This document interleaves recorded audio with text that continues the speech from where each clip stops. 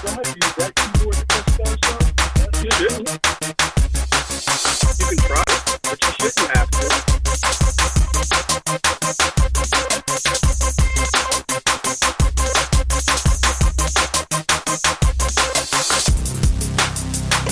On this line,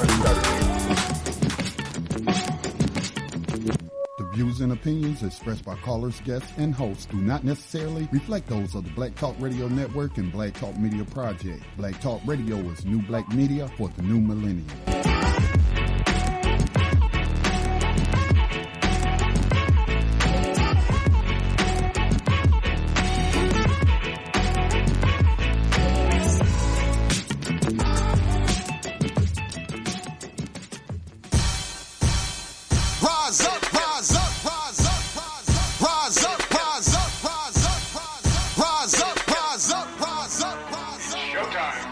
Just lift your eyes up, let your wise rise up. See the signs of the times, if it's time, rise up, rise up. When death and hell dwell among all God's people, when those we chose and trusted have become completely corrupted and inherently evil, when the feast that feeds you starves our father's children, when snuff, porn, and pedo forms begin to get top billing, rise up.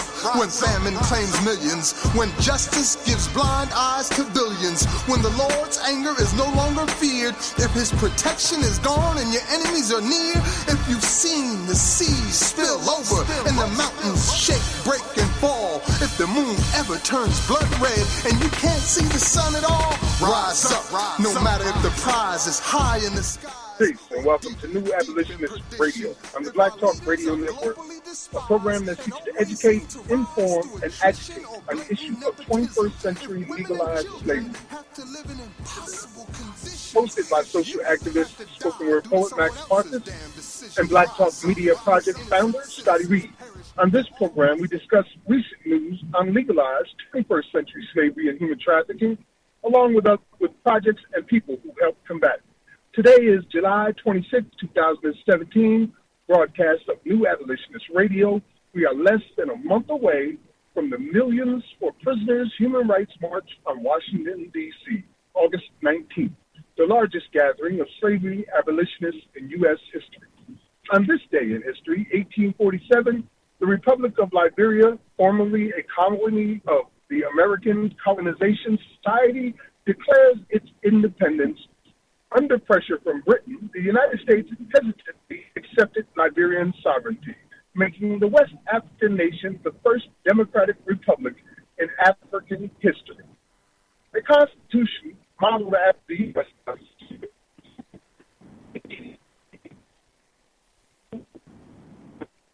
periods for also on this. Hey, Max. Hey, buddy.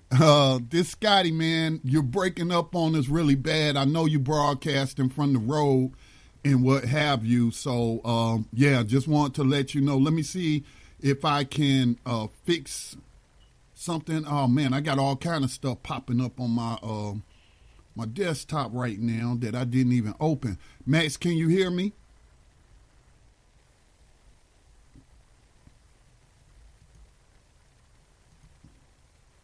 Max, are you there? Okay. While Max gets those issues worked out. Yeah, Max, we can't hear you, man. It's going in and out. So let me get through the rest of the intro, and then I'll come back to you. Maybe you can try calling back in, hanging up and calling back in and establishing a better connection. But, yeah, we're getting a lot of in and out from that line right now, so we aren't able to hear you fully. So as Max was saying, he said on this day in history in 1847, the Republic of Liberia, formerly a colony of the American Colonization Society, declared its independence. Under pressure from Britain, the United States hesitantly accepted Liberian sovereignty, making the West African nation the first democratic republic in African history. A constitution modeled after the U.S. Constitution was approved, and in 1848, Joseph Jenkins Roberts was elected Liberia's first president.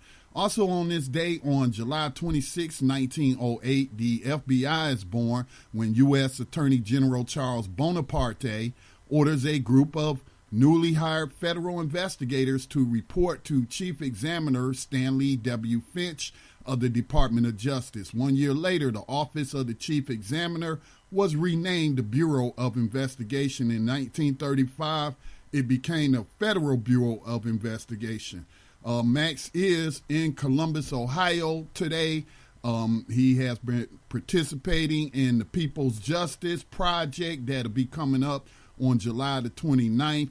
We'll try to get as many stories as we can and update you on the movement. Our abolitionist in profile tonight will be Ohio abolitionist Levi Colvin, who in 1854 helped found the African American orphanage in Cincinnati. He also pressured the federal government during the Civil War to establish, give me just a moment, I lost my place, to establish the Freedmen's Bureau. In addition, Coffin helped African Americans establish their own businesses and obtain educational opportunities. The writer of the 21st Century Underground Railroad today is Ralph Wright Jr., who was exonerated and released from Florida's death row on July 20th, 2017, after a circuit court acquitted him of a 2007 double murder. In the segment For Freedom's Sake, A History of Rebellion, we will be remembering the July 13th, 1863 New York City draft riots massacre. Have a question or comment, you can join in the conversation at 866-510-9025. That's 866-510-9025. Hit ** on your keypad to unmute yourself. We'll notice and we will bring you in. You can also send in your questions or make a comment via our chat room, which is located at uberconference.com/Black Talk Radio Network. My name is Scotty, and we also have Max joining us. Max, do we have you back, bro? Can you hear me now? Yes, sir. Hey, Scotty, I'm sorry, brother. I'm actually on my way to Ohio, and we were just driving through the mountains of West Virginia on the border of Ohio. So the mountains are taking away my reception. I'm in the car with Travel Rain and Yusuf Hussan, and we're on our way to be a part of a viewing of the 13th and a panel discussion, as well as some community engagements throughout the next few days. Well, certainly tell those abolitionist comrades that I said hello. They're right here at my side, brother. So they heard you loud and clear. No doubt, man. It has been a heck of a week this past week. Had some very enlightening, exciting, and interesting experiences during the Our Revolution event that we participated in just this past, I believe it was the 22nd? Yes, the 22nd in Charleston, South Carolina, which was a fusion event, including Democratic as well as Green Party candidates coming together to strategize on the future of the party. And fusion, I guess they're calling them fusion candidates.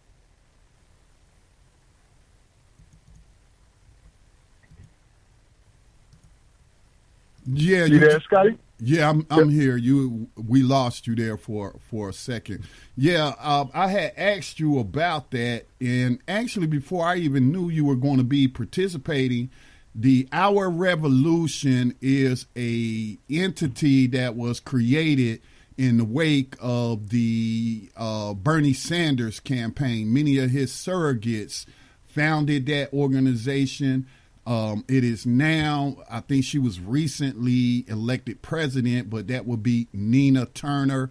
I think she was a former state senator in the state of Ohio, if I'm not mistaken, right, Max? Yes. Yes.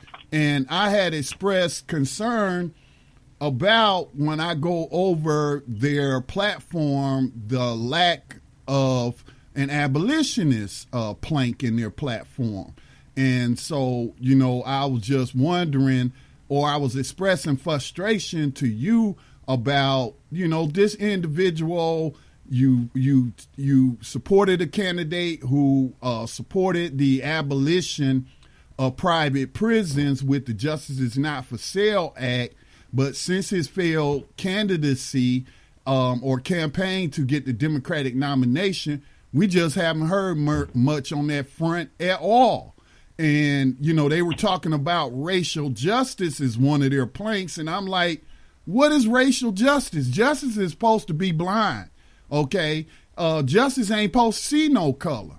All right. It shouldn't be about colors versus colors. It should be about justice versus non-justice, as I've heard Mr. Neely Fuller talk about justice, and that we need to be really focusing in on ending slavery. And this racial justice you speak about is just simply a tool to put certain people into slavery that have always historically been targeted. So, you know, if you want to share with the listeners, you know, I'm not surprised at how you were treated at this event. Well, you know, like you said, you're right. Nina Turner has been elected the president of Our Revolution, and here in South Carolina, they have their version of it, which is Our Revolution South Carolina, and it's a fusion organization, or at least that's what they're calling it. I don't know if I would call it fusion. It kind of sounds like a democratic takeover to me, but nonetheless, in any case, they called me in and they were gracious enough to allow my voice to be heard. And they were kind of selective as to what they wanted me to speak about. They wanted me to speak about immigration policies and their connection to private prison. And so I did the research on that. You know, I worked diligently when I researched. And for days, I pulled the information together so I could show them exactly how the immigration detention policies and the immigration quotas and the private prisons are all working hand in hand with the immigration system as part of the system of slavery and human trafficking in the United States. Told me that I had an hour to had another co-presenter on the same issue who would be there. But, you know, when we got there, apparently that person had some serious accident and their car had been wrecked. So it was up to me to cover a 2-hour period, which I was like, you know what? I do this every Wednesday for 2 hours. Like, Scotty, me and you. So, yeah, 2 hours is not a problem. So I went in, prepared to do the 2-hour thing. We started a little late, and then I got into it, and I broke down the details so everybody understands where we're coming from. And some things were uncovered, like my research, that I hadn't even realized. I mean, we were aware of it, Scotty, you and me and Johanna, because we saw it happen. But it was really confirmed with my research. For instance, if you remember in 2014 when the immigration crisis hit its crux and they had 52 to 55,000 children waiting to get into these detention centers that was here, that just suddenly came out of nowhere, that was a direct result of Barack Obama promising that he would create a pathway for 11 million undocumented workers or undocumented citizens to have a way to get citizenship. So when these other nations heard about that promise, they started sending their children here, like, and they came in waves. And if you remember, back in 2013, we were reporting on how the immigration detention centers in Texas and California were shutting down because they didn't have enough people. Remember that, Scotty?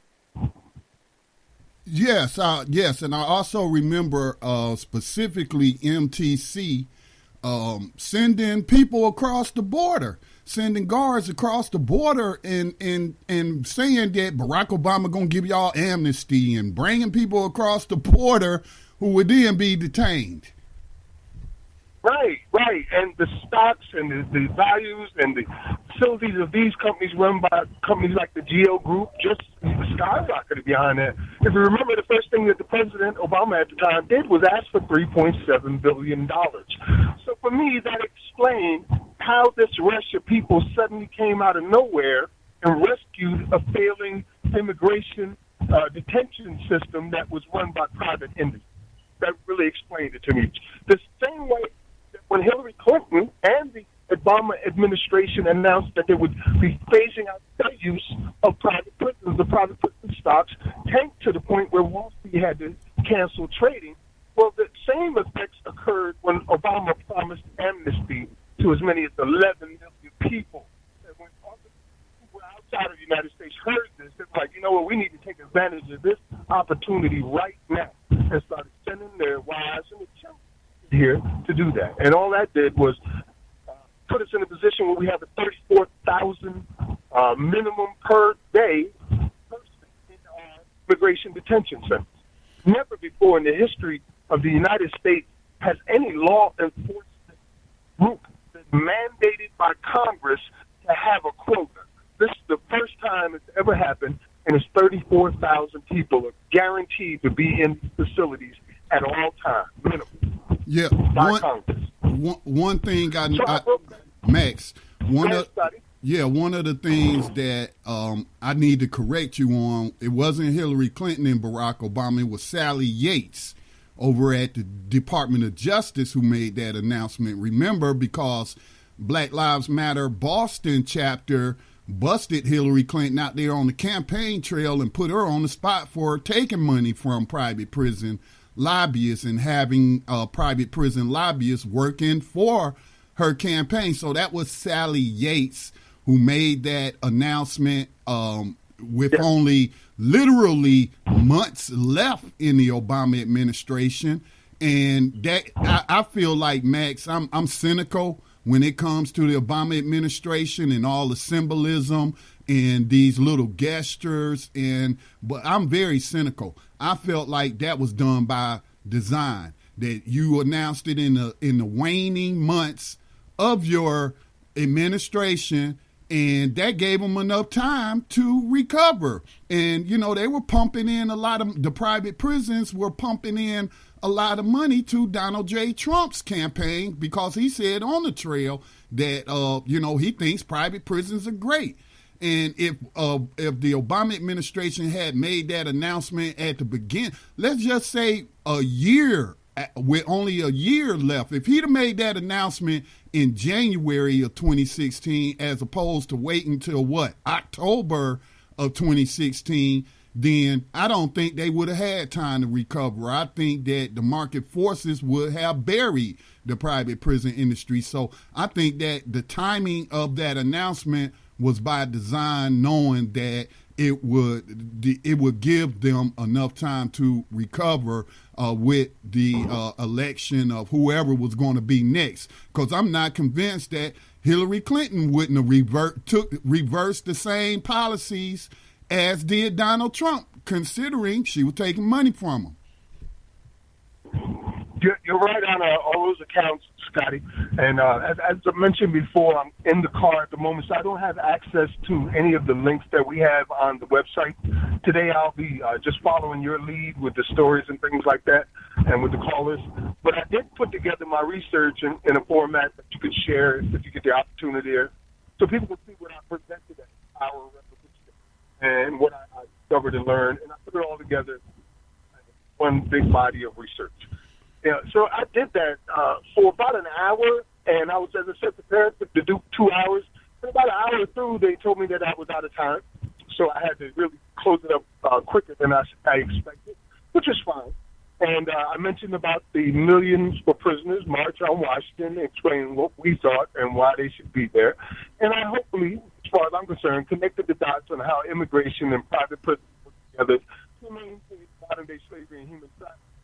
And the immigration detention system is really just another market for these slavers, just like the homeless were a market for them. And the criminalization through marijuana laws, things like that, is another market.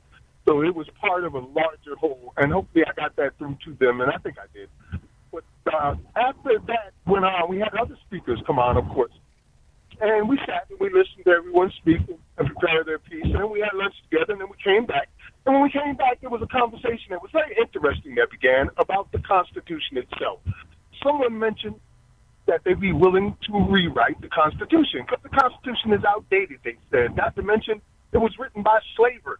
So, it's just not something that we should have, and we should rewrite.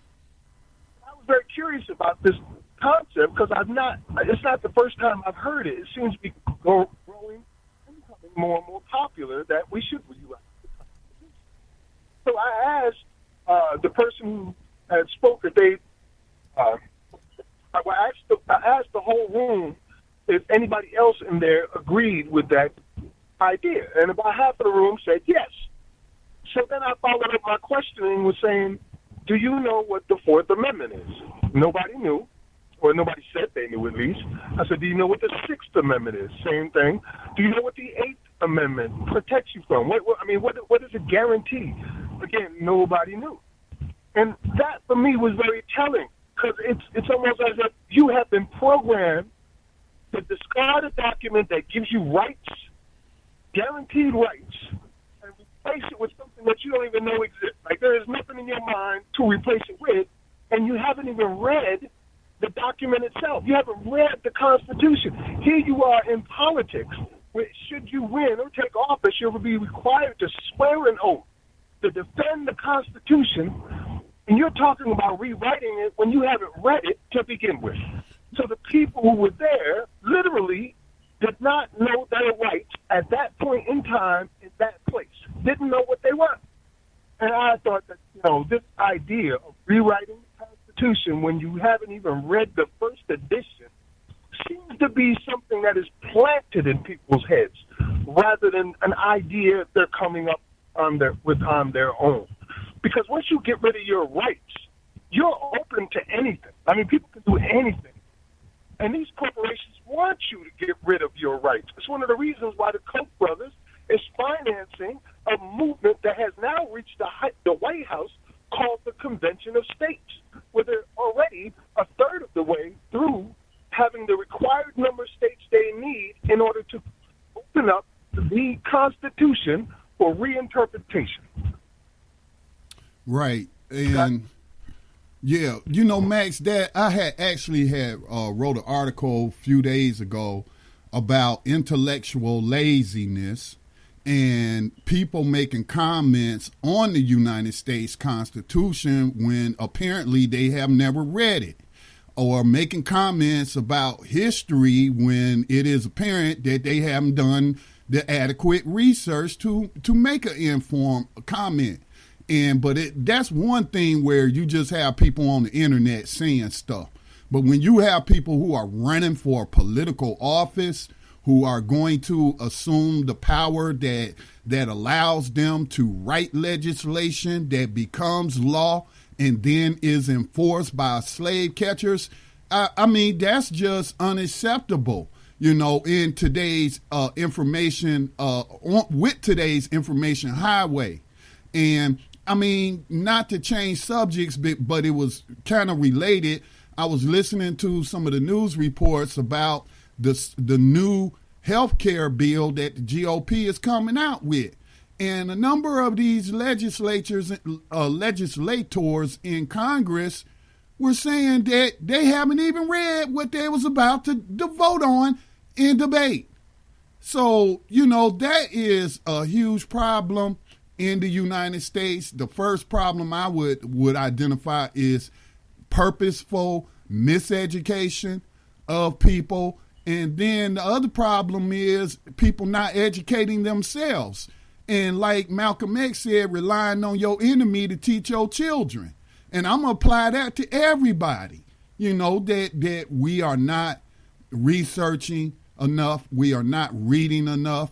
And one thing, though, I'm changing my language. I don't recall ever using the language when I talk about the Constitution and I talk about where it talks about people talk about guaranteed rights. I call them supposed rights. You're supposed to have this as a right. You're supposed to be protected from illegal searches and seizures. You're supposed to have due process in court.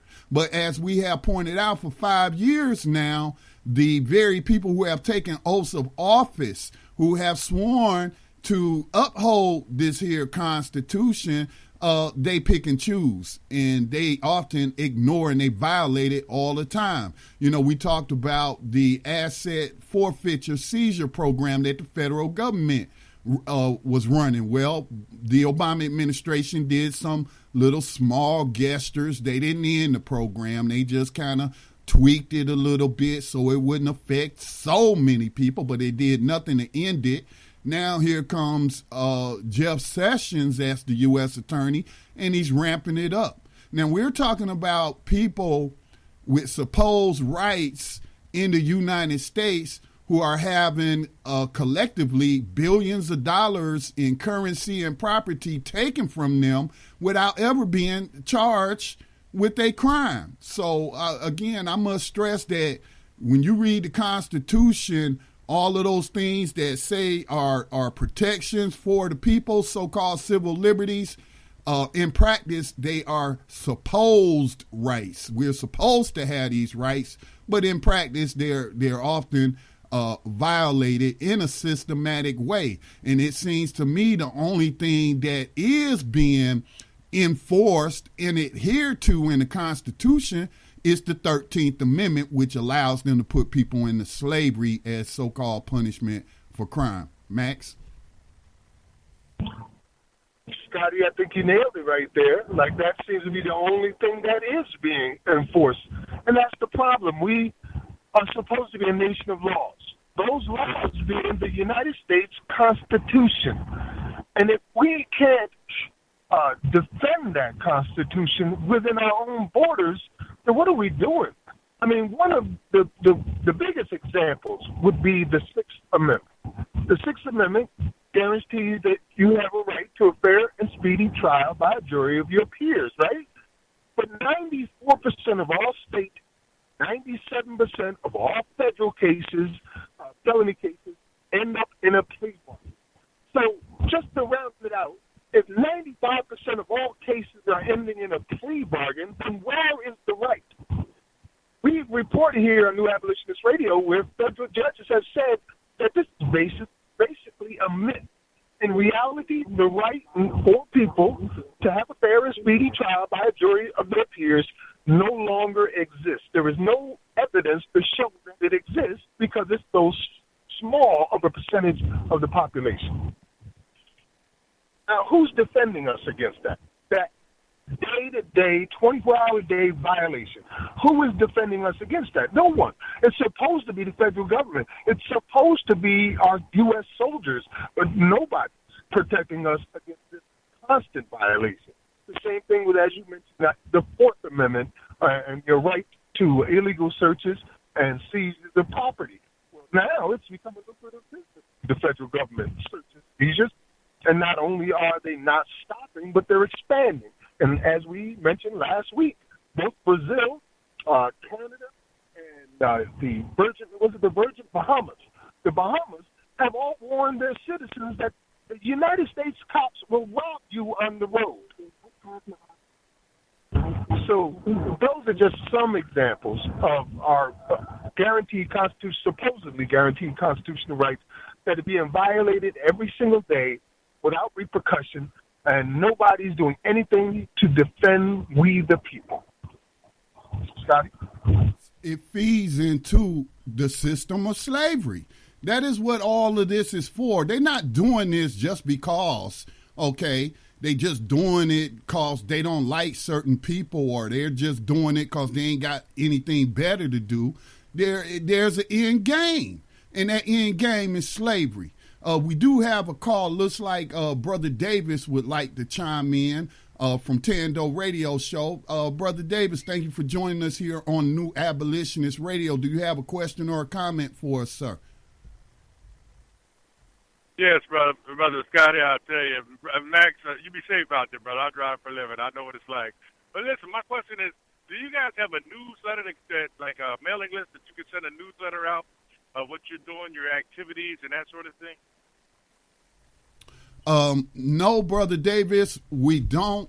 Black Talk Media Project we don't have a staff. I have a couple of volunteers that help out. And so I would say if we have a newsletter, that would be our Facebook page, New Abolitionist Radio, or it would be our group on Facebook, Move to Abolish 21st Century Slavery. And on BTR Community, we have a group called Abolitionists. So, but to answer your question directly, Brother Davis, no, we don't have a newsletter. The way that my workload is, I don't have time to put one together. And Max is constantly on the road attending these type of events like he's on his way to now. So to answer your question, sir, no, we don't. Okay, well, I'll tell you, man, that's not going to be something that's out of the realm of possibilities. When we come back on our schedule, we'll be down in that area, so maybe we can get together and openly discuss that sort of thing. But listen, let me get back in the room, mute me out, and I'll listen. All right, thank you. We do have another caller.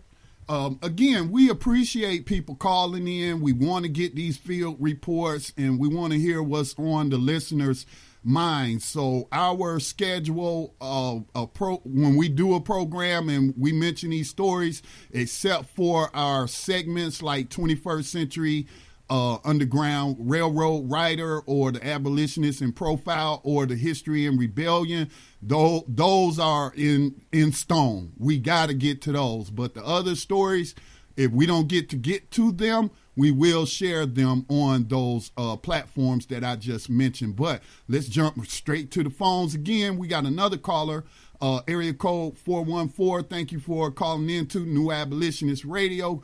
Go ahead with your question or comment. Greetings, Brother Scotty and Brother Max. This is Rob in Milwaukee. Hey, long time no hear, Brother Rob. Good to hear your voice. What's on your mind?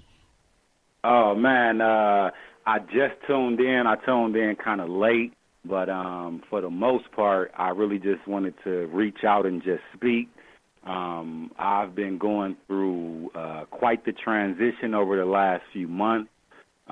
Ended a 10-year relationship. I'm back at my mom's house, and I am currently facing modern-day slavery, facing a misdemeanor charge that carries 9 months, and I am currently working. I just started a job at the beginning of this month, and I'm driving for a daycare.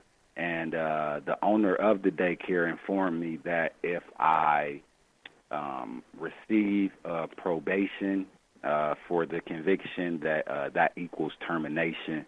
I talked with the attorney, and it doesn't seem like he has my best interest in mind. He's not bringing solutions to the table that could possibly, not jail time or not probation. Like, he's not bringing anything like that. He's more so saying, like, well, work release? Can you still keep your job if you get work release? Instead of trying to brainstorm and see what are the other options on the table. I have my schooling resuming in the fall, so I'll be working and going to school, and I just would hope that the slave catchers and this system don't stop this positive momentum that I have going. And I just wanted to reach out, kind of let everybody know what I was going through. I'm still here.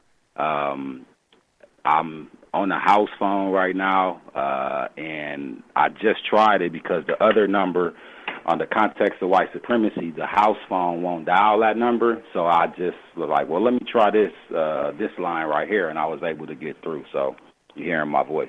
And that's all I had. Thanks for taking my call. All right. Thanks for giving us that report, Rob. And, I think me and Max had addressed this with you before, but for those listening, again, I think I was just talking about Kamala Harris the other day. That's U.S. Senator Kamala Harris, who visited a women's prison, the largest in the world, not just in the United States, but obviously the largest prisons in the world would be in the United States, since they had the world's largest prison slave population. But she was at Chowchilla State Prison, and she was talking about the optimism of the inmates who might get out and start a new life. And, and just really, man, I was like, I'm trying to keep it clean here, but she was just so full of what. the system is designed to create slaves. It's designed to keep that revolving door revolving. And so, you know, like, Rob, if I was you, I would try to talk to that owner of your employer and try to get them to understand from a human point of view of what you're going through, and that give them reasons why they should not terminate you if you get probation. But like Miss Harris was trying to tell people, America is a country of second chances. We believe in second chances. And like I stated in my video, oh, no, they don't believe in second chances. And so, you know, Rob, his situation illustrates that. Here he is, gainfully employed. He's been going to school for a while now. And, you know, here he has a misdemeanor. He didn't shoot nobody. He didn't rape anybody. He didn't rob a bank or anything of that sort. He's facing a misdemeanor that arose out of a family situation, if I remember correctly. But no, that employer doesn't care. That employer doesn't care that this young man is trying to keep his life on, you know, on a positive and whatnot. And so that's just the mindset of far too many employers in the United States. So, but that would be my best advice to you. If you can't afford to talk to an attorney, of course, this attorney that's handling your criminal case in the courts, look, most time they trying to get you to take a plea bargain. You are right to assume this person doesn't have your best interests at heart. And he's not trying to come up with a solution. In fact, and I'm not making a sweeping indictment of all defense attorneys out there, but we have reported stories far too often on this network, on this program, about how these so-called defense attorneys try to coerce you along with the prosecutor into taking a plea deal or you know, not taking it to court, like Max was just talking about, where 98% plus cases don't even go to trial. And so, yeah, but I would try to talk to that employer if I was in your situation on a human level, let them know, make it personal to him or her, and let them know, you know, that you need this job, that you're on the path of positivity, and you would appreciate that if they did give you probation, if they would let you keep your job, because often that's a condition of probation, is that you be gainfully employed. So, you know, but that's the best I can offer you in that situation. Max, we're trying to get to. Hey, Scotty, can you hear me? Yes, I hear you. Yeah, I had to switch phones. I'll probably do that once or twice. We're still traveling through the mountains. We're about 30 minutes outside of Ohio now. Actually, Yusef is a former attorney sitting there with us. We're trying to find a rest stop, and when we do, he'll answer or offer some advice to Brother Rob as to what he might be able to do, and he'll probably have some questions as well. Okay. All right, Max. So, let's go ahead and jump on our first story. Hey, Scotty. Yes. Hey, bro, this is Ramon. Hey, Max, this is Ramon calling out of Colorado. You mind if I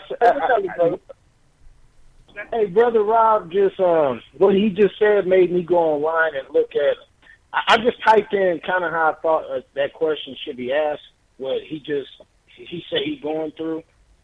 There is a federal statute that has something imposing collateral consequences upon conviction. So what I'm getting, I ain't even had enough time, but what I'm getting out of it, the way I read it, the way I asked the question, he may have some type of ability to at least, if nothing else, you know, kind of throw it back at him like, hey, man, you know, they do got a law for, you know, trying to fire me after I receive a conviction, after he's already been employed. That's what this is saying. Right. Right. See, this is what I mean. This is what I mean. Oh man, who am I talking to? I'm sorry, I'm getting a brain fight. Ramon. This Ramon. Yeah, Scott. Ramon. See, brother Ramon, this is what I mean by we need to read and we need to research. And oftentimes we can find solutions to these problems. So if I understand you correctly, you're saying that there is a federal statute that would prohibit employers from imposing punishment to a employee because of something that was adjudicated through the court. So basically, in a nutshell, it would be illegal for that employer to fire Brother Rob as a result of him getting probation. Am I hearing that correctly? Exactly. Yes, sir. And that's it. Matter of fact, Scotty, I'm gonna post it. I'm gonna send it to you through the BTR community, but I'm gonna put it up on the community post there. But yeah, he should go look at this. This is it reads just like this, Scotty. It says federal statutes imposing collateral consequences upon conviction. So it even so, I put in. He said it's a misdemeanor, if I heard him correctly. Yes. It don't even really have anything for misdemeanors. It's just basically saying even if it's a felony, he has some due process if somebody takes. Actually, it's an act of retribution, I guess. It's what, like he said, it would be somebody, double punishing or double jeopardy for something he's already dealt with, and plus he was already currently employed. This is not before, so. For that too, man. Hey guys, we appreciate that. Good stuff, folks. Yeah, Rob, did you want to add something else? No, I think I was going to just kind of Google it myself. It's called collateral consequences. Should I Google that? Hey, Rob, can you hear me? Are you on the? Yeah, Rob, you on the community? It's Here's what I put in, man. I'm not on BTR. I haven't been able to join yet. Okay, there ain't no problem. I'm gonna tell you that. Here's what you should put in. Okay. Federal statutes. Okay. Imposing collateral consequences. Okay. Upon conviction. Good. Thank you, man. And it's at justice.gov. Justice.gov. Okay, because my employer are like extended friends of the family, and what they're saying is per Wisconsin laws, like how the daycares operate in the state of Wisconsin.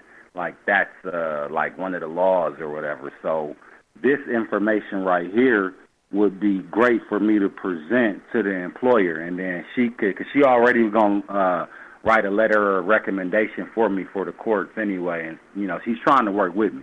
Oh, so I understand. Okay, Rob, so that's great. So it's not that your employer is trying to punish you. They just are trying to stay in compliance with state law. But as we know, federal law trumps state law. Correct. Yep. So, man, thanks. And, I just want to add, man, this is the importance of the Black Talk Radio Network. And I just shared the network information with another brother that I work with. And, man, even though I'm starting back at ground zero, so to speak, I love where I am right now. And the Black Talk Radio Network has been pivotal in my life. Thank you. Thank you, Brother Rob. We do have... Appreciate you, Brother Ramon. We do what we do. Yeah, we do have another caller on the board, 614. Thank you for calling in the new Abolitionist Radio on the Black Talk Radio Network. Go ahead with your question or comment for us. Hi, my name is Hannah Abdurrahim. I'm a lead organizer with the People's Justice Project. Hi, Max. How are you? Hey, what's up, Hannah, and welcome to New Abolitionist Radio. I'm here with Yusuf and Tribal Rain, and we're on our way to see you. Wonderful. Thank you, and I'm glad you guys are coming here, and we're happy to host you. We cannot wait to meet you. Indeed. Why don't you Tribal Reign. what you're doing, as a matter of fact. That way they know. And you're in the Ohio area and you're tuned in right now. This is where you're going to want to come down and be a part of this community building and events that will be going on. So, yes, feel free to tell us what the organization that you're working with is and what events are coming up. Okay. I organize in Columbus, Ohio with the People's Justice Project, and we organize around racial injustice, police brutality, and what we know as, what they call mass incarceration. Excuse me. We currently work with the families of Tyree King and Henry Green, Jerron Thomas. They're all killed by police in Columbus, Ohio within the past year, and none of them have been indicted. Well, they've indicted or convicted of their crimes. So on Saturday, hello, can you hear me? Yes, I can hear you. Hello? Yes, I can hear you. You can hear me? Okay. I thought my phone disconnected. Okay. So on Saturday, Max, we will be having an event, which is going to be leading up to the August 19th march. And so we're going to be watching a screening of the 13th, and we're going to have a panelist and speaker session, including you and your wife, Tribal Reign, doing poetry. And then we also have partnered with Columbus Democratic Socialists of America and the International Socialist Organization in Columbus. And so we're going to have Andrew Porter and Justice Harley speak from those organizations. And then Sean Stevenson, who runs an organization in ending violence in Columbus, Ohio. So the event is going to be this Saturday, July 29th, from 1:30 to 8 p.m. The doors open at 1:30, and we will have free food, free childcare, and free parking, and it's open to the public for all. Did you want to add anything else to it, Max? Yes, absolutely. Like I said, if you're in the Ohio area, make sure you come out to this event. It's community building, as you said. It's free food, free knowledge, and get to see a free film. And we're going to, just talk about what we see there and try to shed some light on the seriousness of the issue and put our priorities in order, particularly in a place like Ohio, where in the state constitution you still have an exception clause for slavery in the state constitution to this day, where it says unless for prisoners duly convicted. Just an example of some of the things that you're facing. And as you said, all the lives that have been lost there as of late due to criminal violence from the police department. I was reading recently that just in Cleveland alone, all the killings by police in the past 5 years was all blacks, every single one of them, 100%. And it shows you some of the hurdles that we're facing in this state of Ohio. And, I've been doing some research, and I put out recently the Ohio is Ferguson report that we did about a year ago.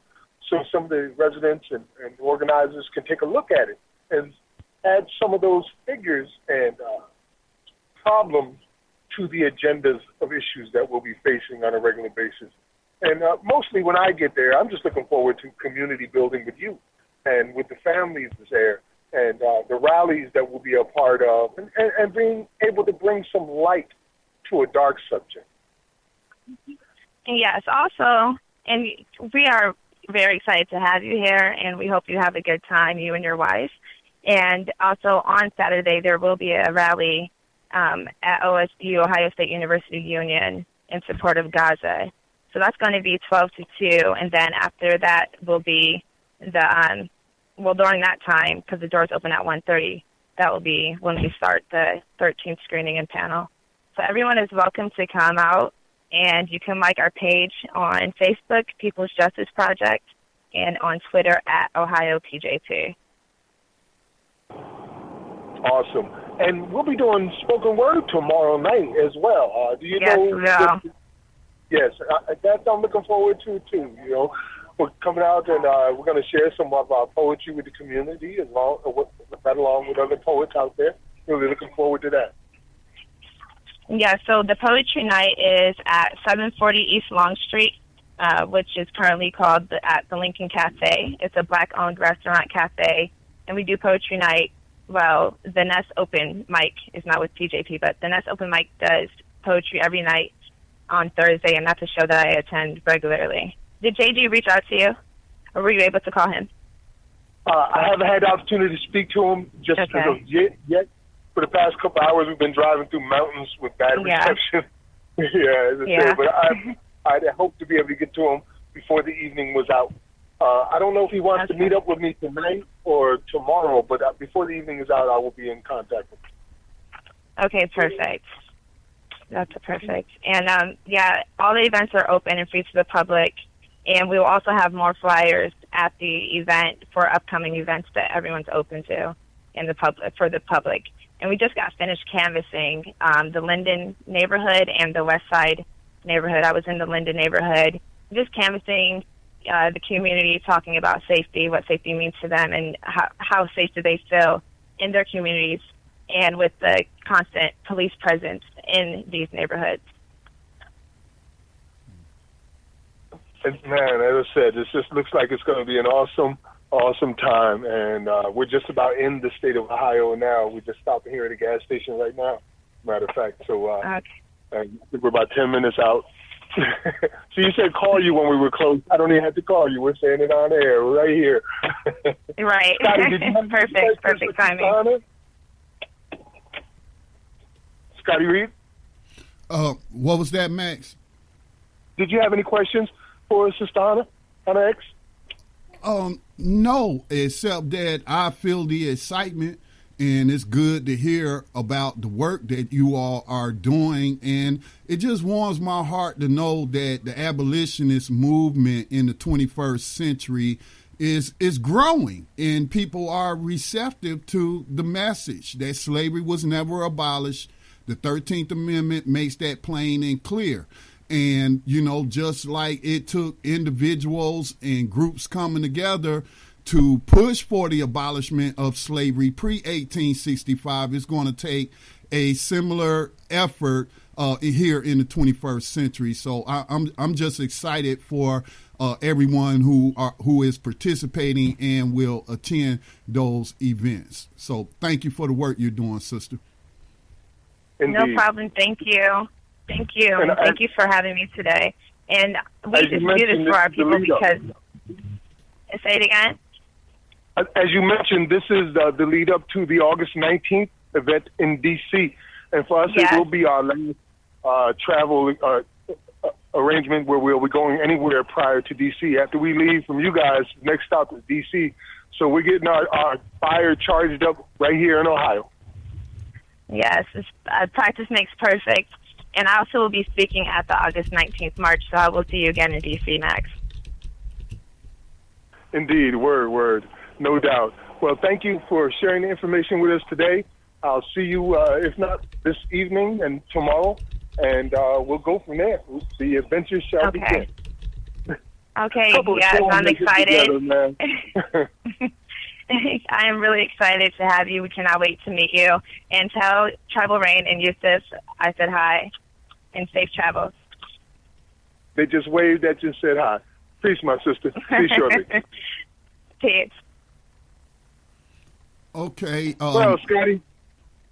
Yeah, Max, we're right up against a break here in about 7 minutes, but we do have another caller from a longtime listener and Black Talk Radio Network supporter. We got Otis joining us. Otis, what's going on from the slave state of Virginia?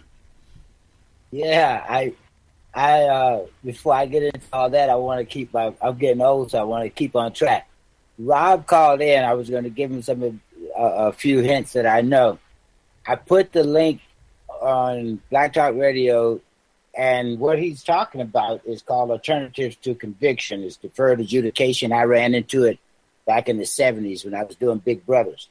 But what I was going to say to him, since he said he was at his mom and he was calling on a landline, what he probably needs to do if he doesn't have access to a computer now every public library, for the most part, you can go in and use computers for half hour, 45 minutes to an hour.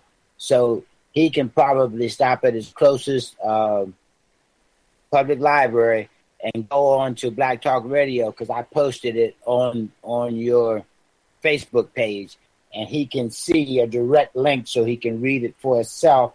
But what it is, if you get convicted of something, since he said he's already guilty and they're trying to give him probation, he can actually get a deferred adjudication, because that's what it's for, a way of avoiding collateral consequences. It's been a long used process. I sent him something so he can get several links to it, and that's going to be his best way out. In other words, the employer can comply with law because the judge agrees not to put it on his record, and probably will give him a 9 month to 1 year period where he can't get in trouble. So that's the best way for him to go. Yeah, that's good to know, because what I did not know before is that his employer is a friend of the family, and that this employer was trying to help, in terms of them writing a recommendation to the judge. So that's good information to know. That puts his situation in a better light. Yeah, and the fact, like I said, the fact that he's already been found guilty, then they're trying to give him a probation. This fits the record perfectly. As a matter of fact, if he goes there, like I said, to the public library and gets this and give it to his employer in hard copy, he probably can send it to the court as a friend of the court, saying, "I'd like to keep this valuable employee. Can you do this?" That's the better way to work it. I agree. All right, I'm going mute now. All right, thank you. Word, man. Thank you. Appreciate that, Otis. And also from Brother Ramon out in Colorado, who helped Rob out in Milwaukee. I believe he's in Milwaukee. And last I heard, Milwaukee is a place where more than 1 out of 2 black men are expected to spend time in prison before they're 30 years old. And it just drives home how serious these conditions are in different areas across the United States of America. Some places you might have 1 in 86. And I think that is the standard for the national standard for incarceration. 1 in 86 people are arrested. Don't quote me, but I think that's what it is. But in certain places, it's more than 1 in 2. In certain communities, it's much worse than it is with the fallacy of averages that we use. Yeah, and that's also the county of our favorite slavery overseer. You know who that is, right, Max? As a matter of fact, Yusuf is here right now, and he had a couple of questions. You said you had Yusuf? Well, I mean... Yeah, we got Rob back on the line. Yeah. So... Hey, peace, everybody. Peace, Yusuf. Can you hear me, John? Yes. Can you hear me, John? Oh, this is Scotty. Okay. Sorry about that. You can hear me? Yes, I can hear you, Yusuf, and we do have Rob. Yeah. His mic is open if you have some questions for him. I mean, what I was going to do, because, I'm no longer licensed to practice, and, I don't want it to seem as though I'm giving someone legal advice. What I'll do is just make general statements of information that could be helpful to anyone that would need it. One of the first things to look at, I was listening when he was talking about the collateral consequences. The other thing, what matters is if a person is an at-will employee or a contracted employee. At-will, as most states carries, they can fire you with or without cause at any time. So that automatically covers them there. Contracted, then it has to be something within the contract. He has to be violating some portion of the contract in order to be fired. So it would have to physically state within the contract if something happened and that warrants termination. Now, as other general statements, a lot of times, as I explain to people, if you have a public defender, they're burnt out. Many of them, their hands are tied. They don't have the time and the resources to do research on cases. Their job is to get rid of the case. And the easiest way to get rid of the case is to elicit the plea bargain. And so that's why many do that, and when you start getting 95 and 98% of the people, taking plea bargains, then that's almost like the expected outcome every time someone comes in the courtroom. And what starts happening is these public defenders, and we have a lot of private attorneys that are doing it as well, they don't even put up a fight. So what used to be plea negotiations, when there's a negotiation, one side makes an offer and the other side does a counter offer. That's no longer happening. What's happening now is these prosecutors and district attorneys are just making demand. This is it. This is what the state's offer is. And then the attorney goes and tries to convince the person that this is the best deal he's going to get. And a lot of times people don't do their own research. I mean, nothing within law, or I should say very few things within law are actually written in stone. There's a way out of every situation. Many times, many cases, that I've worked on or other colleagues have worked on, we've had people with some very strong cases that walk out with, disorderly persons, or very minimal charges. Because if you put in the fight, it's sort of like you're doing a chess match, because neither side really wants to do any work. Prosecutors don't want to do any work, but they walk into the courtroom with the upper hand. So, commercial break? Okay. Yeah, Scotty, we're going to take that break, right? And when we come back, we'll finish with the comments from Yusuf Hassan, and we'll go on with the rest of the program. You're listening to New Abolitionist Radio right here on the Black Talk Radio Network.com. And we're talking about modern-day slavery and human trafficking and what we can do to help make changes in our community. We'll be right back.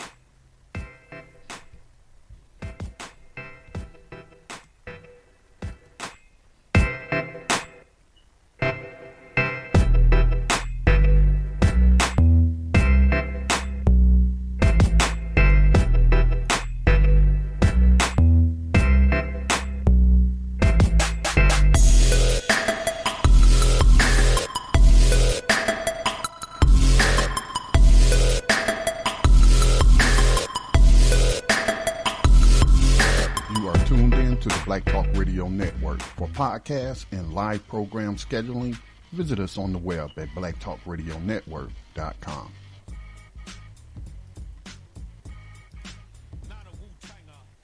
And we are back. All right, we're back to New Abolitionist Radio here on blacktalkradionetwork.com, and we'll continue with the comments from Yusuf Hassan. Thank you, Max and Scotty. So as I was saying, a lot of times if the person does their own research and they come in and, I also notice that people are a lot of times afraid to speak in the courtroom. A lot of times their attorney will try to shush them. Don't allow that to happen. Don't allow yourself to be shushed because it's your case. You're the one that suffers the consequences of the case. Know what not to say. Obviously, you're not going to say, I did this or I did that. You're going to have no admissions of guilt or anything of that nature. But what you want to do is challenge the legality of what you're being charged with to show whether or not it holds muster, whether or not it could stand up in front of a jury. And, when you start doing things of that nature, that's when a lot of times attorneys start doing their job. So these are things that take into consideration for those that have, legal issues, because, many of, as was explained earlier, many of the constitutional rights are being violated. And what people are doing are voluntarily giving up their rights because, as the saying goes, a right is only a right if you claim it. So if you don't claim your right, then you have no right to the right.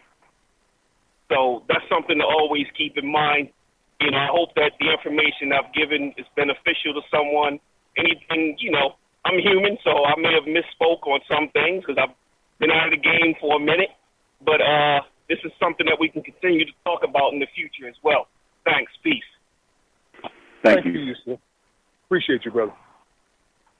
Word. Well, there you have it. Some advice from our brother Yusuf Assad. So, Rob, did you have any additional questions or comments for us? Very powerful. That's all I got. Thank you. All right. Thank you. Yeah. So, like what Yusuf was saying, and the information that Ramon shared on the collateral consequences in the federal law, and what Otis shared about going to the library and pulling up this research, printing it out, and giving it to the employer who wants to help Rob, but also give that research and those laws to the attorney that doesn't want to do his job in defending you to the best of his ability. So I agree with you, Seth. We got to be our own defenders, and we the ones got to suffer the consequences. So I would print out that information and lay it on that attorney as well. Okay, Max, did you have any? What do you want to do now? I think we should go on to our next story, whichever one you want to provide for us today. Okay. On our reporting about the events of the last week or so.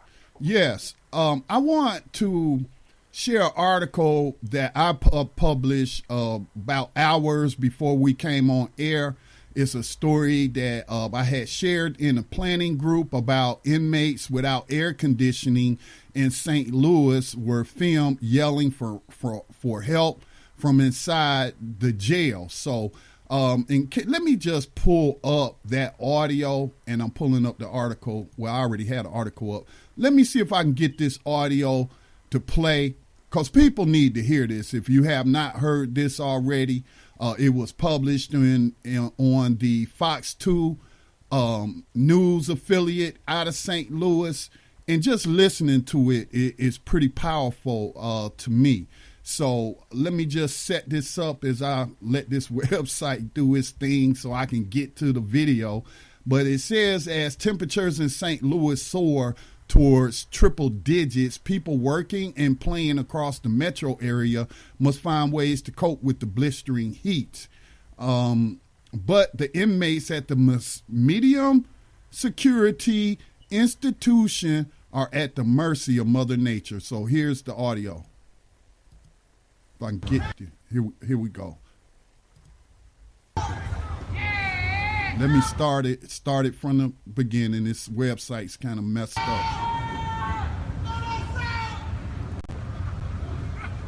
Hold on, stay right there.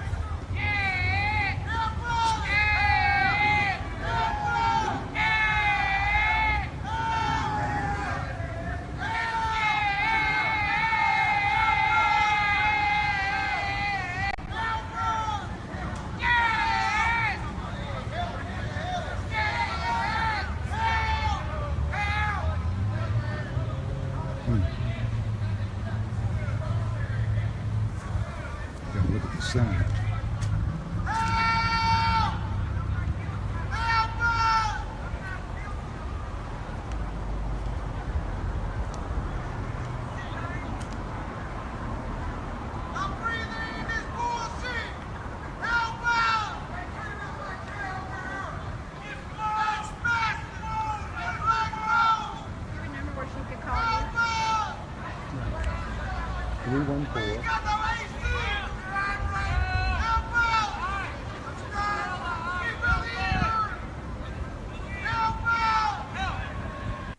Okay, so that was literally modern day victims of slavery and human trafficking asking for help, begging for help.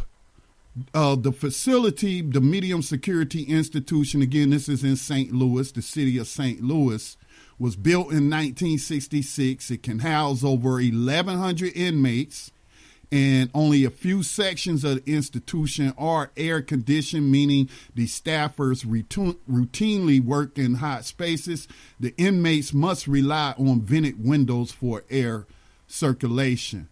So I wrote about this today because I do have an update. This story came out last week, and I want to share the article with you now. I start off by writing last week, victims of modern day slavery and human trafficking in St. Louis were filmed by a local Fox 2 Now reporter, Elliot Davis, begging and screaming for help in a facility that has held as many as 750 people plus staff. The detainees were screaming for help as they were slowly baking without air conditioning during days when temperatures reached as high as 107 degrees with lows of only 89 degrees. Mr. Davis, who should win a Pulitzer for excellence in journalism, stood outside the facility last week and recorded inmates saying, "Please help me. Please help us. We ain't got no AC," at the medium security jail, nicknamed the Workhouse. That's the nickname of this jail, the Workhouse. Local St. Louis Public Radio reported that it's at least 10 degrees higher inside the Workhouse than what the temperature is outside. St. Louis has a history of slavery, and some would say it was founded on slavery. The St. Louis Dispatch reported in 2014 that slavery was a fact of life in St. Louis from the beginning. Writer Tip O'Neill wrote that it was more than likely victims of slavery who cleared the land to start the town in 1764.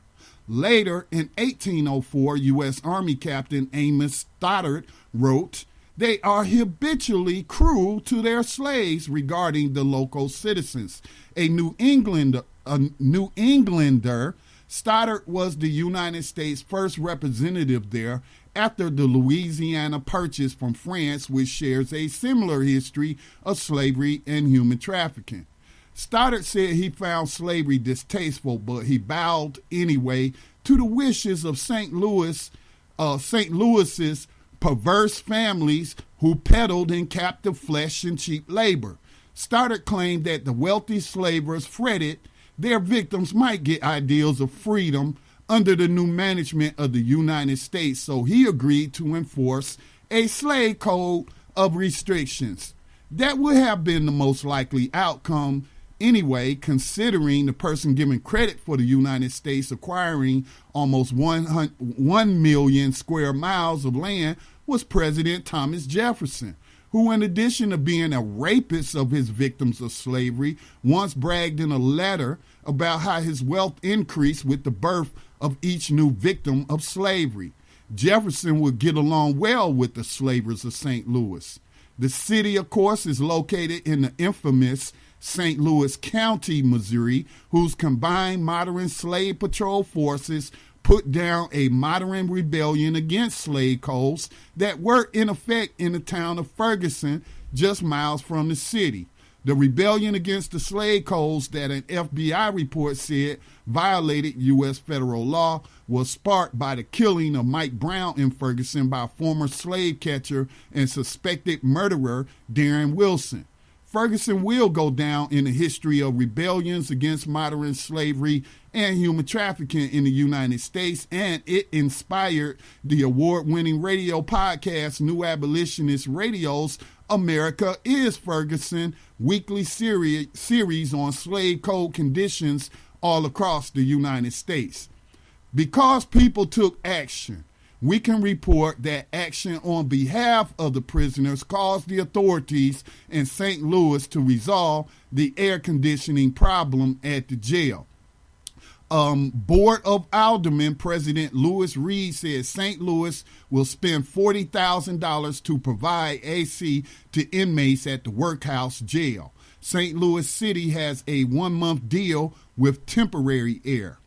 In 3 weeks, people from all over the world will have a chance to take action and perhaps make history by attending the first public slavery abolitionist convention since the passage of the 13th Amendment of the U.S. Constitution. The 13th did not abolish slavery, but reserved it as punishment for crimes. When one group controls the legislative houses, they pass laws that outlaw nonviolent behavior that people engage in. Is a display of abuse of power and uses that power to target and oppress certain groups and or classes of people, a grave injustice is committed against humanity. So you find out more information about how to join the new abolitionist movement and come out to the abolitionist rally taking place in the park in front of the White House that Victims of Slavery built in Washington, D.C. on August 19th. So, again, these things do not get resolved without the actions of abolitionists. I can't remember who came up with the quote. I know Dr. Martin Luther King Jr. said it, but I think it's attributed to Edmund Burke, who said that the only way, and I'm paraphrasing, the only way for evil to persist is for so-called good people to do nothing. So if we see these things and we do nothing about them, well, those things are not going to end themselves, and there's not going to be another person to come along and take the action that you should take. So if not you, then who? Max? Scotty, that was an excellent article, very informative indeed. You know, I could easily go on and rant about this. As you know, I was the keynote speaker for the Missouri Cure Human Rights Conference in 2016. And while I was out there, I got to see various communities throughout Missouri and talk to the people there in Ferguson and in St. Louis and in Kansas as well. And we're talking about a state that just recently passed laws that would criminalize kindergarten children for having schoolyard fights and charge them with a felony. We're talking about the same state that brought out the National Guard holding automatic weapons on innocent men, women, and children, as well as tossing tear gas and everything that you saw that went down within Ferguson, Missouri. We're also talking about the same counties that was exposed for using fines and fees through traffic ticketing in 5 different areas near the airport where they were profiling black and brown people and arresting them and using this as a way to fund their efforts within their police communities and in their counties. The same thing applied in cities like Country Club, where they had 33,000 warrants in a place that only had 10,000 citizens. So they had triple the number of warrants on people as they did people living within this system.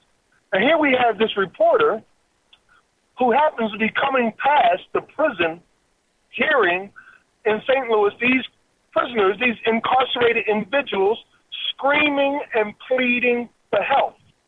And it makes one wonder, first of all, how long have they been screaming and pleading for help? And why aren't the people inside the prison whose duty it is to make sure that the health and safety and welfare of those individuals are taken care of, did not respond to that until it became a publicly known problem?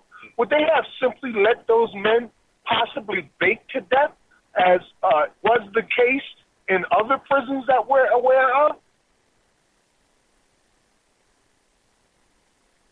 Right, man. This makes you wonder, Scotty. No, and I didn't include it in the article because I couldn't remember the man's name, but you know, I just wrote what I wrote, but I did have in my mind, I think that was in New York, might have been at Rikers Island, where they baked that man. They literally baked that man to death. Yep, in 107-degree temperature. If I remember correctly, it was the same amount of the same temperature in Rikers Island where the man was baked to death. It was the homeless man, Myrtle, I believe his name was. He was a former vet, and he was in the middle of the winter, went into a hallway because of the cold to get warm, and the police arrested him in the hallway for trespassing, took him into jail, put him into this prison cell that was at 107 degrees temperature, and baked the man to death. Robert Murdo. Disgusting, man. It's just disgusting, and these are not isolated incidents. And like I mentioned in the article, You know, these slave code conditions is what gave birth to the America is Ferguson series here on New Abolitionist Radio. And shout out to Missouri Cure, you know, who recognized us for our efforts through New Abolitionist Radio. So when I say award-winning podcast, I'm talking about the award we received from the Missouri Cure. Indeed. Shout out to our family, Keith L., and everybody out in Missouri that did give us that award. Thank you so much. Indeed. So, yeah, man, Missouri is a place where the tragedies never seem to end. And they're not limited to anybody. From men, women, and children all get hit the same way. Children charged with felonies and juveniles being incarcerated for exorbitant fees. And here we have jail in St. Louis where you could hear the prisoners screaming and pleading for their lives. And I'm going to tell you straight up, I can't take that type of heat. If it were me in 107-degree weather, I wouldn't survive it, period. Yeah, it's just terrible. And, you know, the person who posted the update to Facebook that the situation had been resolved with the city providing that temporary air. Again, like Max said, why did it take a reporter passing by to record this, put it out on a news story before they acted? Okay, that's just crazy, man. And then also, you know, we have heard people say on this program, and I'm not disagreeing with them, but I don't view them the same as the victims of slavery that they're quote unquote guarding. But I've heard people say, you know, the guards are in prison with the victims. And I'm like, why wouldn't these guards even say something about this? You mean the prison guard union doesn't care about the conditions you work in? You know, come on. So I'm saying, man, this is just messed up on so many levels. But our next story, Max, is kind of related to what Rob brought up with his situation. So we got this story, and I couldn't pull it up on the Washington Post, which I'm supposed to be boycotting Washington Post anyway. But the Cowboys, there was a cowboy. Y'all know the NFL is in its preseason mode right now. And I agree with the people that say let's boycott the NFL for what they are doing to Colin Kaepernick, who has voiced his, I'm not even going to say opinions, but voiced facts on elements of the system of slavery, and that slave catchers gunning down people in the streets. But this is a NFL related story. So the NFL's Players Union is gathering information on the truly bizarre Lucky Whitehead situation with the eye on a potential grievance against the Cowboys for cutting the wide receiver following a shoplifting arrest and failure to appear in court, both of which it quickly turned out were not true. Now, they used another word, but I'm not going to use that word on air. So here is a person who was punished by his employer, the Dallas Cowboys. Jerry Jones is the owner, who put him out of work simply for getting arrested, not convicted, not sentenced to anything. He is, again, supposed, I'm not going to say we are guaranteed certain things, but he supposedly was innocent until proven guilty, but that didn't matter to the Dallas Cowboys. Okay, you got arrested, you didn't show up to court, we're firing you. As it turns out, Whitehead wasn't even there. Whoever the cops arrested gave them Whitehead's identifying information, but Whitehead still cut. It is a truly weird situation all around.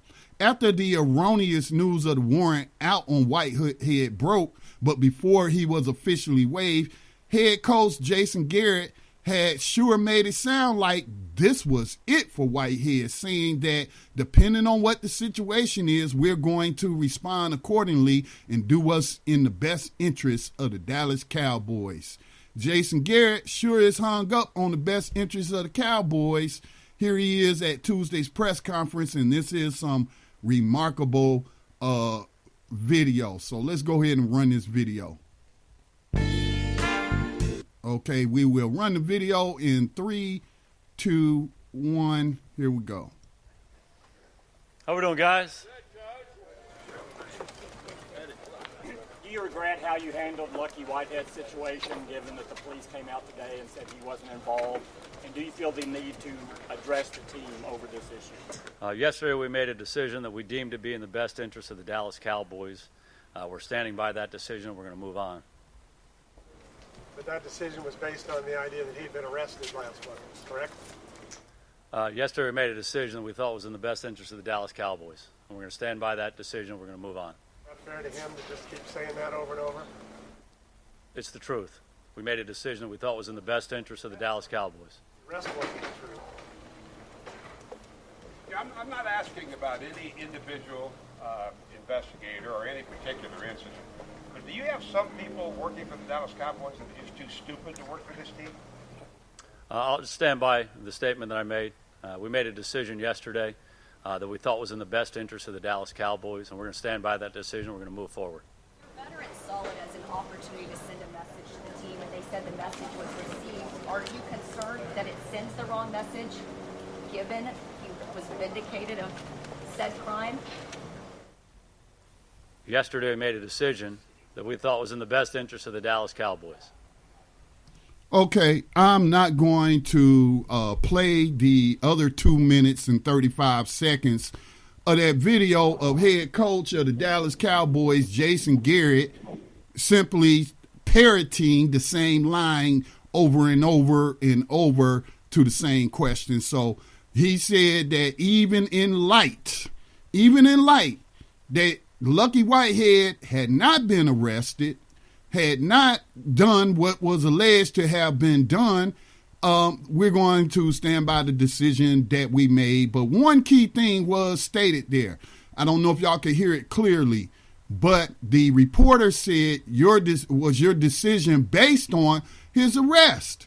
And he acknowledged that it was based on what turned out to be erroneous information about Mr. Whitehead being arrested for shoplifting and then failing to appear in court.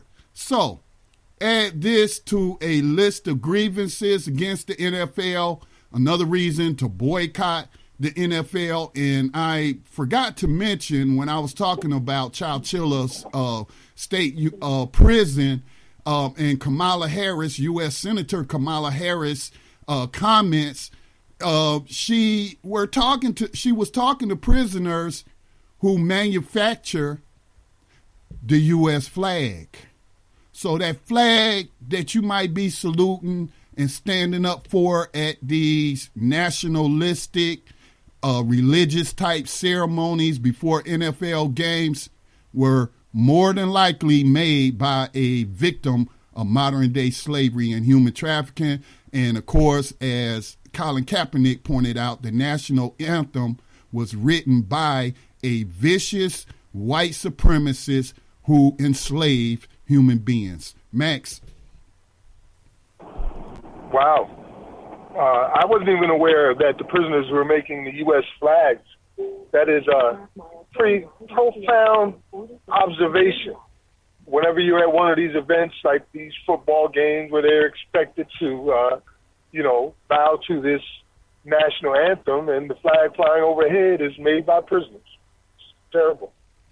As far as him being terminated over this situation, I'm not quite sure of the relationship between modern-day slavery and human trafficking and what they're going through. But I do know this, that they don't give a damn about your life. They will arrest you and destroy your life immediately without any concern at all. It doesn't matter if you're a football player or working at McDonald's, or if you're Brother Rob dealing with his case over there. Your livelihoods and your future and your job is not a priority in the eyes of the Justice Department. The only thing they're concerned with is putting your ass behind bars. And if they can't put you behind bars, they'll ruin your life just so you'll remember the day. Yeah, but that's pretty disgusting commentary coming from the Dallas Cowboys, quote unquote, America's team. And so, they're America's team, all right. The America that still practices slavery and human trafficking. We had a conversation today, as a matter of fact, Scotty, about building an industry within our community and the 5-state solution. And some of the ideas that came up was like what Ice-T is doing right now with the NBA, with these 3-on-3 teams. So Ice Cube, rather, is doing right now. So he's the owner of this new league that's coming out, 3-on-3 leagues, which is going to generate huge amounts of money and open up opportunities and doors for minority-owned leagues to suddenly start appearing. The same thing can be done with the NFL. I mean, if all you guys in the NFL who are consciously aware got together and decided to start your own league, you could immediately become a huge competitor to these rich billionaires who own you like you're some racehorse. Yeah, put money together and take over the Arena Football League or start something similar to the Arena Football League. So, but I do want to make clear, unlike some people in our community, I do not view professional athletes as victims of slavery because they volunteer to do this stuff. Ain't no slave volunteer to be no slave, and ain't no slave getting paid millions of dollars to play no game. And I know people like to deal with the imagery of NFL players, standing there and being prodded by doctors, but I went through the same thing to go in the military. And if you're going to invest millions of dollars like Uncle Sam invest in soldiers, then you want to make sure that you're not, defective or something. I do not equate that with slavery. I do not. I understand the symbology of it, but I want to make clear that I was never a slave. These athletes aren't slaves because it's voluntary. The people that you heard screaming and begging for help because they were being baked to death in that St. Louis jail, those are victims of slavery. Otis, we got Otis back on the line. Otis, did you want to share something, sir? Yeah, Otis, hold up. Otis. I'm sorry, Otis. I'm sorry to mute you, but we're right up against we're actually overdue for our break. So if you could, I don't want to, lose your comment. So if you could just hold on. Soon as we come back from the break, we'll get your comments. Hold on, bro. All right. You're listening to New Abolitionist Radio on the Black Talk Radio Network. We broadcast every Wednesday night at 8 o'clock p.m. Eastern Time. Remember, you can meet with myself and Max on August the 19th in Lafayette Park in Washington, D.C., which is a park right across the street from the White House that victims of slavery built. We'll be right back.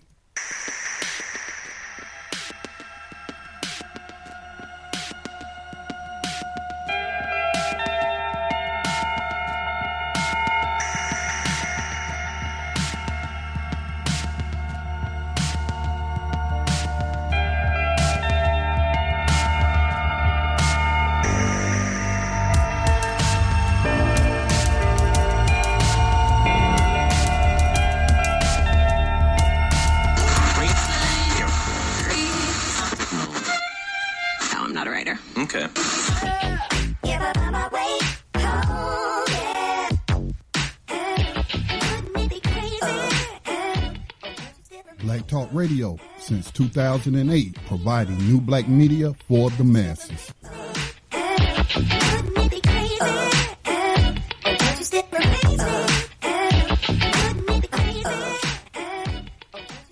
All right, we're back. You're listening to New Abolitionist Radio. My name is Scotty Reed. I'm in the studio.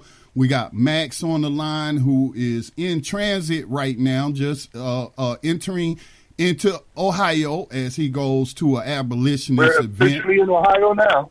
Yep. And right before we went to the break, Otis wanted to share something with us. Sorry for muting you like that, Otis, but go ahead and share with us, sir. Oh, no. At first I thought maybe my mic had messed up. What I was going to try to do, and I'll just try to go straight through it and see if it makes sense to y'all. The more I've listened to you and you get a lot of figures, and you listen to so many different sources, and I hear Max, and he's got his stuff down so good, I started looking deeper into this thing. There's over, 2.3 to 2.5 million people locked up in just the federal system. But then I read articles, collateral articles, and find out 1 million of them are employed doing some kind of labor for over 1,000 U.S. corporations. So I just try to run it through a little matrix that I saw from usgov.org and Demos. Nobody's ever figured out how much taxpayer money is being diverted from localities everywhere, because they don't pay any kind of employee taxes or anything on this. So you got 1 million people that you lock up for punishment, but then get jobs for over 1,000 U.S. corporations. That's a heck of, they're getting paid twice. There's no employee tax, no Social Security, no benefits or nothing, but you're getting the labor of 1 million people for free. And that's just the federal government. So I sent out some messages to a few people I talked to on Twitter, because I see that as statisticians, and I'm saying, how come nobody from all of these universities and think tanks has never said anything about what's wrong with doing that? I can see why corporations can afford to give politicians $300 or $400 million a year. The last election, presidential election alone cost almost $1 billion. So you're in other words, you're taking not only just quote a person, that means it's over 1 million households being deprived of an income and a future.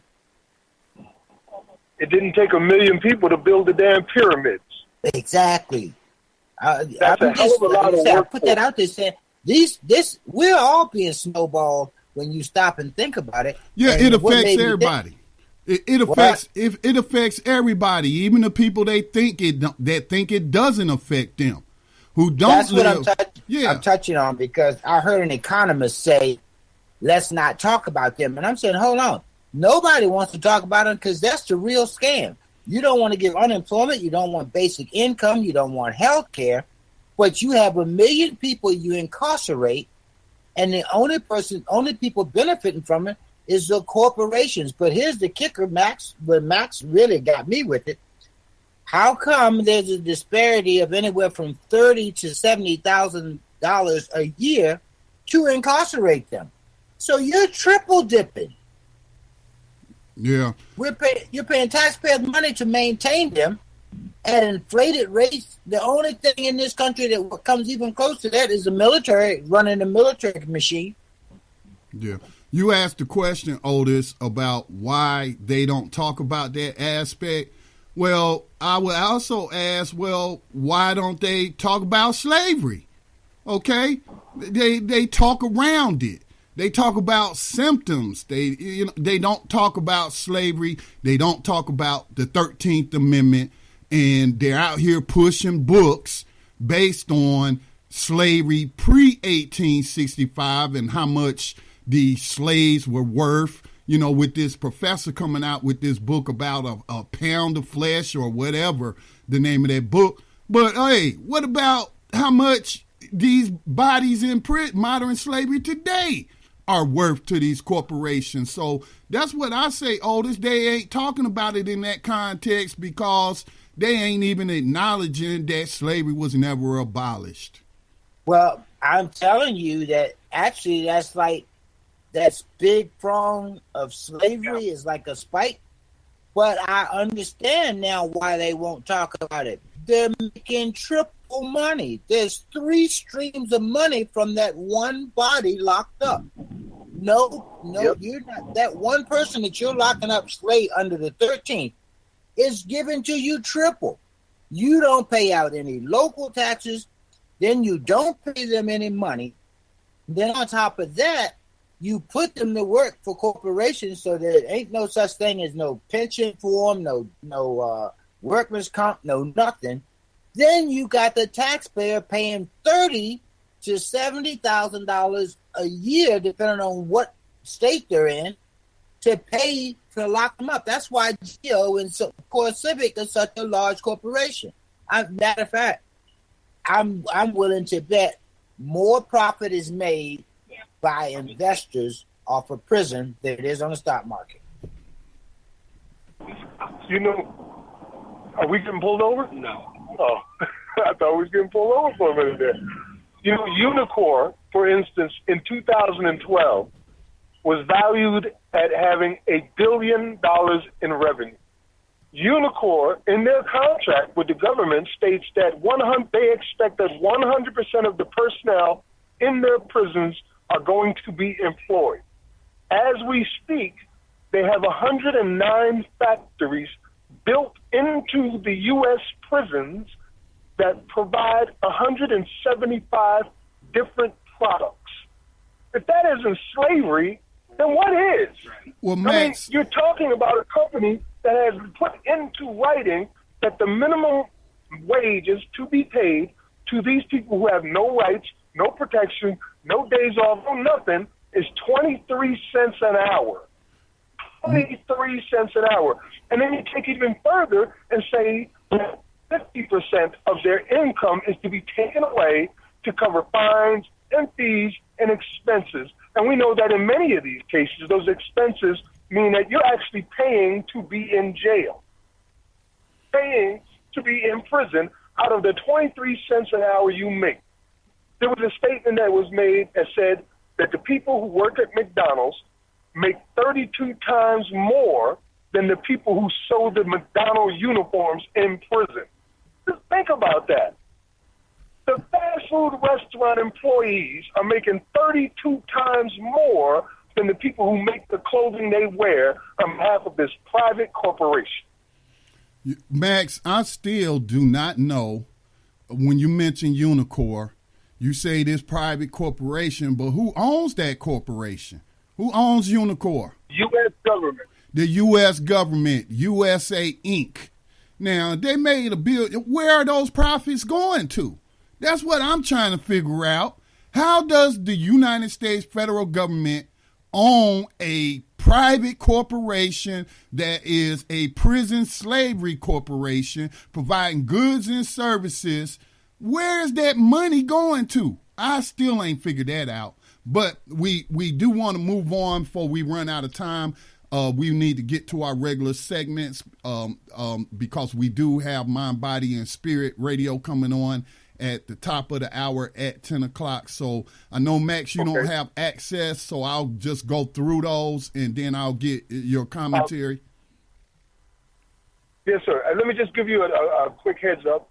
The rebellion that we'll be remembering, the uprisings that happened in New York, the New York riots, those are white people rising up. But I thought it would be important to hear what they did to the black people of New York City in the New York riots during this uprising, the draft riots. And it's kind of a lengthy story, Scotty, so you may want to condense it as much as possible. Yeah, I'll just read what you wrote there, but I do have one question, though, Max. Yes. It was in the are we doing histories of slave rebellions and victims of slave rebellions? Because these assholes didn't want to be drafted to fight in the Civil War, and they blamed black people, for the reason that they were being drafted. Yes, that's some of the things that should be unveiled in the reading of this event that occurred in New York City during the draft riots. And remember, this was around the Civil War era. So, in some cases, there were people talking about how they refused to do it simply because it was blacks in the military or because they were fighting on behalf of blacks. So it kind of showed you the mindset of what happens when whites rebel and when they uprise and what they do to us. Understood. So I'm not trying to document history of all rebellions, but considering the circumstances of the day, I thought it would be important to people to know what happened in New York City in the 1800s during the New York City draft riots. Okay, so let me just share this excerpt. You can find this on history.com, the most violent insurrection in American history. July 13th, 1863, As the second day of a new military draft lottery in New York City got underway, demonstrations broke out across the country in what began as an organized opposition to the first federally mandated conscription laws in the nation's history, but soon morphed into a violent uprising against the city's wealthy elite, its African-American residents, and the very ideal of the Civil War itself. The most violent of troubles, the New York City draft riots, when white workers, mainly Irish-born, embarked on a 3-day rampage. Federal troops restored order, but 34 Africans were murdered, shot, stoned, hanged from lampposts, homes burned, etc. 4 whites were reported dead and over 200 people injured. General Sheridan later said at least 9/10 of the casualties were perpetrated by the police and citizens by stabbing and smashing in the heads of many who had already been wounded or killed by police. It was not just a riot, but an absolute massacre by the police, a murder which the mayor and police perpetrated without the shadow of necessity. So, and that's coming from U.S. Army General Sheridan. Max? They said at one point, Scotty Reed, that the women, the Irish women, would go to the black bodies and snip off the fingers and toes to keep them as mementos. Disgusting, man. Well, that's the same thing that they would do later when they would lynch people through the South and take their little souvenirs, and very, very barbaric. Let's see. Let's move on. It's like we got about 10 minutes left, so I want to go to our abolitionists in profile, and then we'll round it out with the writer of the 21st Century Underground Railroad. But our abolitionists in profile tonight, again, Max is in Ohio, so this is kind of specific to Ohio, or has some Ohio connections, but this is published on OhioHistoryCentral.org. Levi Colvin, who is our abolitionist in profile. Levi Colvin was an important figure in the Underground Railroad network that helped thousands of fugitive slaves escape to freedom in the years before the American Civil War. Colvin was born on October the 28th, 1798 in North Carolina. He was a member of the Society of Friends. Due to his religious beliefs, he became a strong opponent of African American slavery. By the time he turned 15, Colvin already had begun to assist fugitive slaves. In 1826, he moved to Indiana and established a pork processing business. In 1847, Colvin moved to Cincinnati. With the aid of abolitionists in Indiana, he opened a business that sold only goods produced by free laborers. He also became an active participant in the Underground Railroad. He purportedly helped more than 3,000 slaves escape from their masters and gain their freedom in Canada. Most northern states had either outlawed slavery or implemented laws to gradually end the institution. However, the United States Constitution and the Fugitive Slave Law of 1850 permitted southern slave owners to go to free states like Ohio and reclaim fugitive slaves. For this reason, the sponsors of the Underground Railroad maintained safe houses in free states as well as slave states to protect African Americans. Many former slaves went to Canada, where southern slave owners did not have the legal right to retrieve them. Colvin's active participation in the Underground Railroad caused his fellow abolitionists to nickname him the president of the Underground Railroad. Levi Colvin helped African Americans in other ways as well. In 1854, he helped found an African-American orphanage in Cincinnati. He also pressured the federal government during the Civil War to establish the Freedmen's Bureau. In addition, Colvin helped African-Americans establish their own businesses and obtain educational opportunities. He died on September 16, 1877 in Cincinnati. Several years after his death, African Americans in Cincinnati erected a monument over Colvin's grave to honor his contributions. And New Abolitionist Radio salutes Levi Colvin. Salute. And that's the first time we've aired his story here on New Abolitionist Radio. And hopefully I'll be able to visit his grave while I'm here in town. Max, I just have one comment on that. You know, people are, and people, if this is how you think, this is not an attack on the way that you think, but it is me asking you to consider the fact that you may be wrong when you take shots at Christians and you pick at African Americans who practice Christianity and saying that was the slave master's religion and he forced this religion upon you, and you today have a slave mentality simply because you're a Christian. So, again, this person got involved in the abolitionist movement because his religious belief, his Christian beliefs, made him come to the conclusion that the institution of slavery was evil and it was against what he believed in, and he made great contributions to bring the institution to an end. And I would add that the job has not been finished, so meet us in Washington, D.C. on August the 19th in Lafayette Park across the street from the White House that victims of slavery built. Thank you. Yes, indeed, Scotty. And as a son of light myself who believes in Jesus as a savior, I would never say that about the Christian community. And, I'm not one of those people that ascribe to the ideology that Christianity helped to create slavery, because Jesus lived long before America was ever founded. Right. And Max, I'm trying to bear with me if you could... It may not show up on the website. It's just a link, and above it says rider. Sometimes certain links won't show up visually. So look for the one that's missing, and it just says rider, and it has the link there. Yes, that I saw it earlier. I'm looking for it now. So if you can talk, so we don't have this. I found it. Okay, I found it, Max.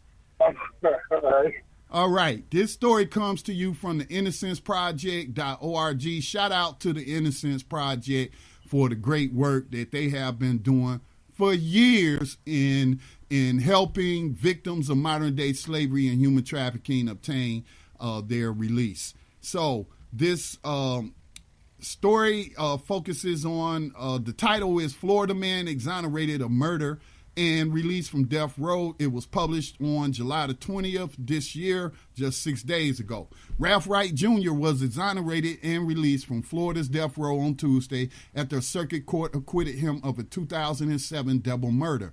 In May, the Florida Supreme Court ruled that there was not enough evidence to prove Wright was guilty of the murders and remanded the case back to the Pinellas Pasco Circuit Court with instructions that Wright be acquitted. Wright was convicted in 2014 of the murder of his ex-girlfriend and their 15-month-old son. No physical evidence linked Wright to the crime, and there was no indication he was in the area at the time. Prosecutors said a single glove left at the scene belonged to Wright, but no DNA evidence linked the glove to him. Man, and OJ just got out of jail. Wright was found guilty, nonetheless, with the jury voting 7-5 to recommend the death penalty. Governor Rick Scott has since signed into law a bill requiring that a jury vote be unanimous in order to recommend the death penalty. There is no fingerprint, footprint, blood, fiber, pattern, impression, or other physical evidence tying Wright to the crime scene, the Florida Supreme Court wrote. There is no cell tower evidence placing him in the vicinity of the crime. There is no murder weapon. The only evidence presented by the state to prove that Wright was the murderer is the fact that he had motive and opportunity. But while motive and opportunity might create a suspicion that Wright committed the murders, even deep suspicions are not sufficient to sustain the convictions. Wright is the 27th person to be exonerated from Florida's death row and the 159th person in the nation to be exonerated from death row since 1973. Wright's exoneration is the most recent reminder that Florida's death penalty system not only devalues life but also imperils innocent lives too. Brian Emprick with Florida conservatives concerned about the death penalty said, according to Florida Politics. So New Abolitionist Radio welcomes Ralph Wright Jr. to freedom. Salute, brother. Welcome to freedom, brother. Man, 10 years on death row, and the only thing holding you there was a glove that you had never seen in your life. Wow. Bet you they had an all-white jury, too, or near all-white. Right. So, Max. Well, we're coming to the closing part of our program. We got get off air for the next show to come on. And I guess it's time for our final statements for the evening. Yes, I will go first, and then you can close us out, Max. My final statement will be, as the title suggests, that we are less than 30 days away from the historic abolitionist rally, march, and convention in Washington, D.C. on August the 19th. The activities will start at around noon that afternoon, and we hope that all of those who hear the sound of our voices can join us. If not, please look into joining a satellite event in solidarity with the march and rally in D.C. If there is none, reach out to Sister Crystal Brown and find out what the protocols are for you to establish your own event in solidarity with the abolitionist event in Washington, D.C. on August the 19th. I will say this is the last time I'm going to say this and put out there publicly. If you live in South Carolina or if you live in North Carolina and you would like to join myself, Max, Greg, and Tribal on our trip to this historic abolitionist event, please contact me. You can send an email to blacktalkradiobaby@gmail.com. I need to know now because we are about to launch our fundraiser so that we can pay for our rooms and our transportation up there. We also need to get some cases of bottled water. It's going to be a long, hot day out there, I imagine.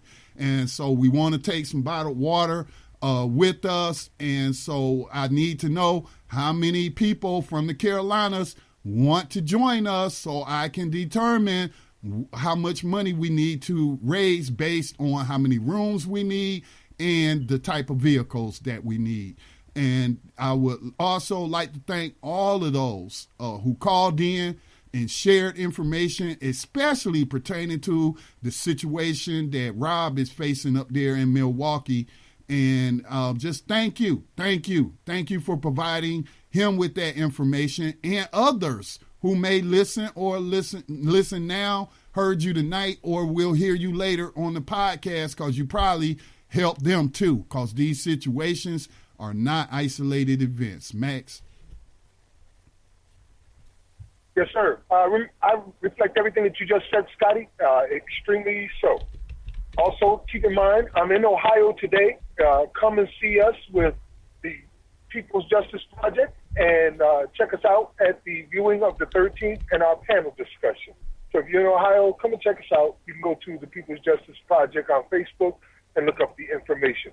In the coming weeks, Brother Yusuf Hassan has said that he will take the time to make sure that each week he'll make a presentation for the Bill of Rights and the amendments within and explain them in a 5-minute period and take a question or two. So we'll be looking forward to that in the coming weeks on New Abolitionist Radio with Brother Yusuf Hassan explaining the Constitution and the amendments within. I guess I'll close it out like I always close it out, Scotty. Got to keep in mind, we all talk about revolution, but abolition is a reason for a revolution, so we can finally know peace. Peace. Word. Rise up, rise up, rise up, rise up, rise up, rise up, rise up, rise up, rise up, rise up. Showtime. Just lift your eyes up. Let your wise rise up. See the signs of the times. If it's time, rise up, rise up. when death and hell dwell among all God's people, when those we chose and trusted have become completely corrupted and inherently evil, when the feast that feeds you starves our father's children, when snuff, porn, and pedo forms begin to get top billing, rise up when famine claims millions, when justice gives blind eyes to billions, when the Lord's anger is no longer feared, if his protection is gone and your enemies are near, if you've seen the seas spill over and the mountains shake, break, and fall, if the moon ever turns blood red and you can't see the sun at all, rise up, no matter if the prize is high in the skies or deep in perdition. If our leaders are globally despised and always seem to rise through attrition or blatant nepotism, if women and children have to live in impossible conditions, if you have to die due to someone else's damn decisions, rise up when innocent citizens perish for all our sins' sake.